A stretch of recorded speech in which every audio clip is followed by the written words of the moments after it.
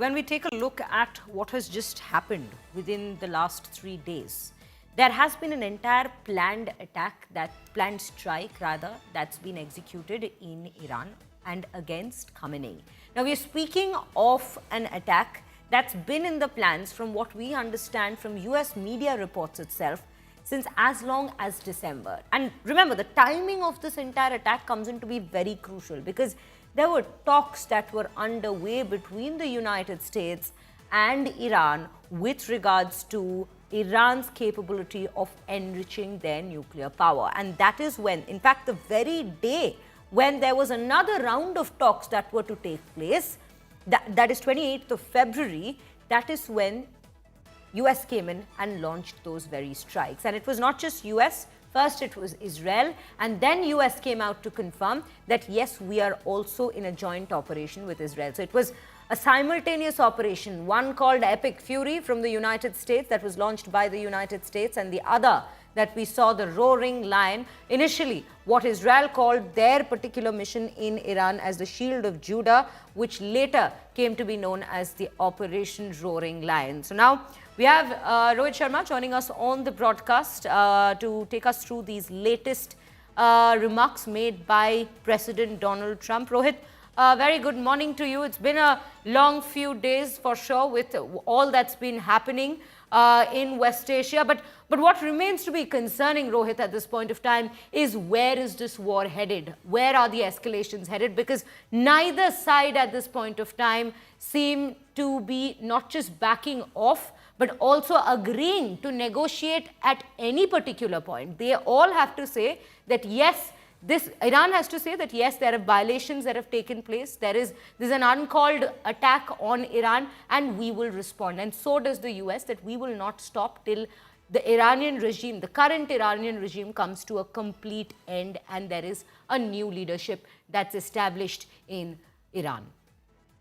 Well, you summed up the answer I was supposed to give. So, yes, essentially, I think that's where we are.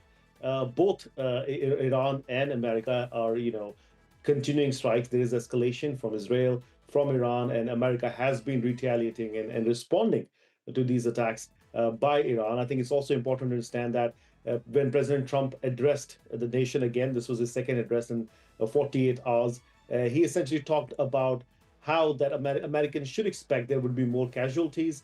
He believes that this war would go on for some time, at least 4 weeks. And then he talked about how successful this entire operation has been. He also underscored the importance of this operation, saying that this is important not just for us, for the world. So I think he believes he has a plan.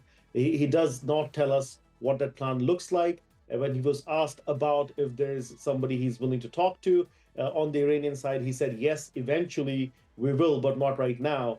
And then he said, the airstrikes rather would continue in the coming days. So we'll wait and watch. President Trump is back in Washington, D.C. He arrived a few hours ago. And before he came to Washington, D.C., he did issue that video message to everybody, making sure that Americans, at least domestically, understand that this is a successful operation. There is an end in sight. There is a plan he has, but he's not willing to talk about it just yet.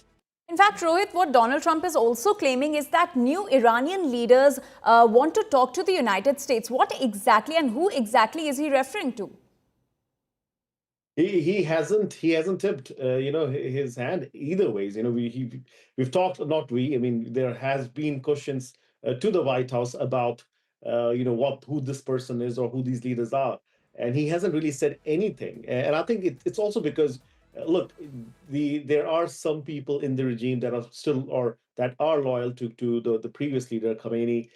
So they might not want to reveal those names or put those people in a position where they could jeopardize the entire operation. So I think unless and until the Americans and the Israelis are able to eliminate those people, I don't think we'll hear a name. But seems like the way President Trump has confidently talked about it, there are people within Iran that the White House would love to negotiate or talk to. The time is important, and I think it's again with escalating things.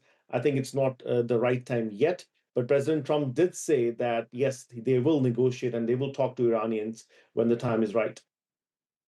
Right, Rohit. And definitely, when it comes to President Donald Trump, one can definitely bank on one thing, that is the unpredictability around that very man. What happens next, nobody knows.